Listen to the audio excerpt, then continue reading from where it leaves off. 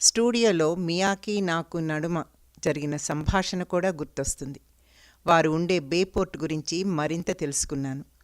లాభనష్టాల కంటే ప్రయోజనాల గురించి నా కళ ద్వారా నలుగురికి సాయపడగల అవకాశంగానే చూడాలని అనుకున్నాను.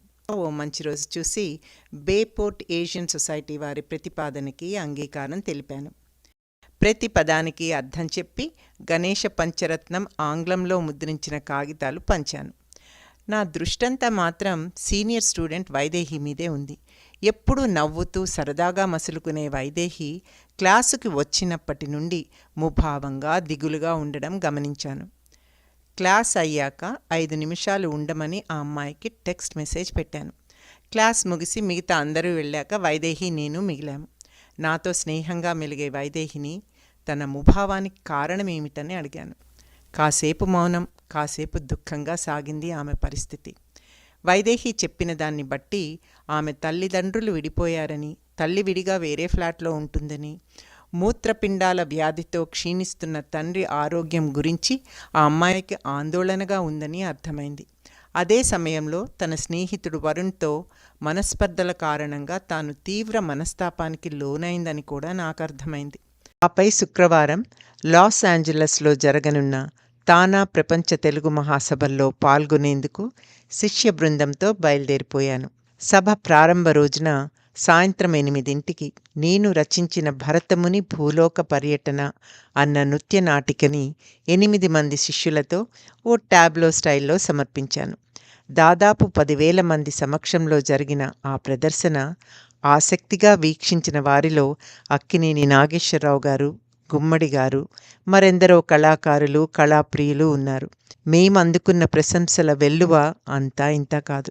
అక్కినేని గారు తన ప్రసంగంలో సమయం తీసుకొని నేనెరిగిన ఉమాభారతి అంటూ నా నృత్యాన్ని కొనియాడిన తీరు నాకు వారందించిన ఆశీస్సులుగా భావించాను.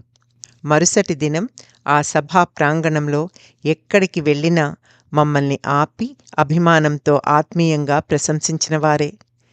సభ ముగింపుకి ముందు అమెరికా నుండి అర్చనా ఫైన్ ఆర్ట్స్ అకాడమీ వారి భరతముని భూలోక పర్యటన అత్యుత్తమ ప్రదర్శనగా నిర్ణయించి అవార్డు అందిస్తున్నాము అని ప్రకటించారు సభాధిపతి.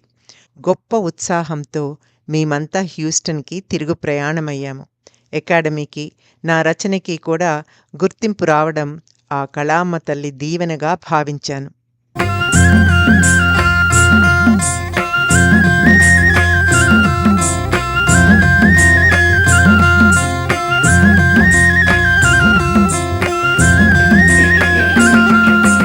మబ్బుల ఆలాపనలు, మయూరాల భంగిమలు, తరుణ పవన లాలనలో కరుసాఖల తరళినలు పరికించే కనులుటే, పరికించే కనులుటే ప్రతి దృశ్యం లయ నిలయం. ఈ జగమే జగమే నాట్యమయం, నటరాజపాద నీరాజిత నవరసాభినయం. ఈ జగమే జగమే నాట్యమయం.